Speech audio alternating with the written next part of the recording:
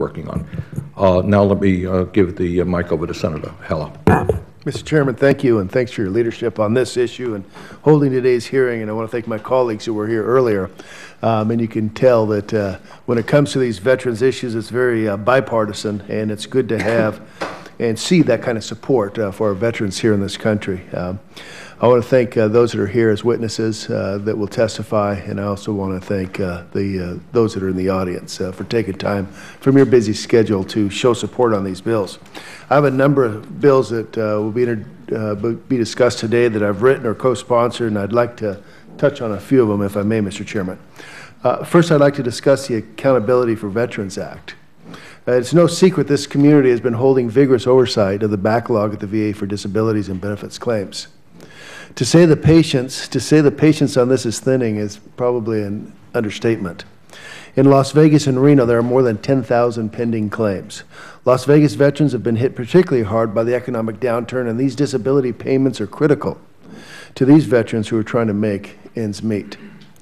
I know there's not one solution that will solve this issue, but one problem seems to be coordination between the VA and other government agencies. When the VA was here testifying on the backlog, we were told that the employees at the VA were required to fax requests for files to the Department of Defense, Social Security Administration, the National Archive, and then wait 60 days. Then, when they did not get a response, they were to email those agencies and then wait another 30 days. This process is outdated. Fax machine is irrelevant. VA should modernize this procedure, and that is why I have introduced the Accountability for Veterans Act. This bill requires DOD, Social Security Administration, and the National Archives to respond to a VA request for veterans files within 30 days with either the file or an explanation why the file is not available and when the VA can expect this file. This bill also calls for a biannual report to Congress on the time it takes for these agencies to respond to the VA requests. The measure has the support of the American Legion, Disabled American Veterans, the Military Officers Association of America, and the Veterans of Foreign Wars, because we must hold these agencies accountable if they are not providing information in a timely manner. I have another measure that I'd like to address, and that's the Filipino Veterans Promise Act. Before I do that, I want to recognize someone in our audience, Mr. Almeida. And I want to thank you for being here today, and thank you for your service. This legislation,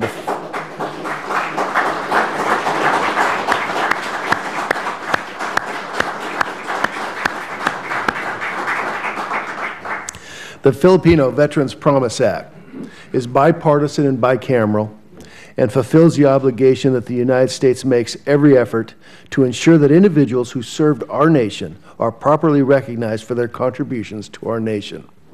There's no doubt the Filipino soldiers served honorably in the Commonwealth Army of the Philippines, recognized guerrilla forces, and new Philippine Scouts alongside U.S. troops during World War II. Today, many Filipino veterans are not able to have their service of World War II verified by the Army's National Personnel Record Center. The NPRC uses only evidence that is approved by the U.S. Army and does not have access to a consolidated personal file for most of the individuals who served in the Philippine Army or guerrilla unit. The Filipino Veterans Promise Act would mandate that the Department of Defense, in coordination with military historians, establish a process to open the approved, revised, reconstructed guerrilla roster of 1948, also known as the Missouri List, to give Filipinos the opportunity to prove their service during World War II. I was proud to introduce this bill in the United States Senate and work with Representative Hanabusa in the House of Representatives, because Filipino veterans deserve a better process to adjudicate their claims that currently exist. It is important to note that this bill works at length to ensure that we are honoring those who served and not providing benefits for any person that did not. This is why this bill calls for the Army to verify service. It's an added protection to ensure that hard-earned benefits are going to those who earn them. I think we can all agree that if any person served our country in battle and is not receiving benefits they earned, this should be an outrage.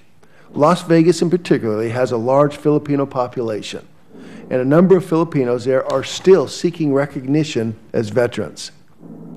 They are a respected part of the community, and they deserve a fair and complete examination of their record. I've also introduced 2 bills that will help military families who have lost a loved one in the line of duty, the Veteran Small Business Opportunity and Protection Act, as well as a bipartisan bill, the Spouses of Heroes Education Act, that Senator Merkley testified earlier today. And lastly, I introduced a bill with my fellow committee member, Senator Murray, the Care for Veterans Dependents Act. I appreciate the consideration given to all these measures and the time today to discuss them. As this committee further discusses my and my colleagues' proposals to help Americans' veterans receive the benefits that they have earned, it is my hope that we will remember our commitments to caring for those brave heroes who have sacrificed greatly to serve this country. Thank you, Mr. Chairman. Thank you.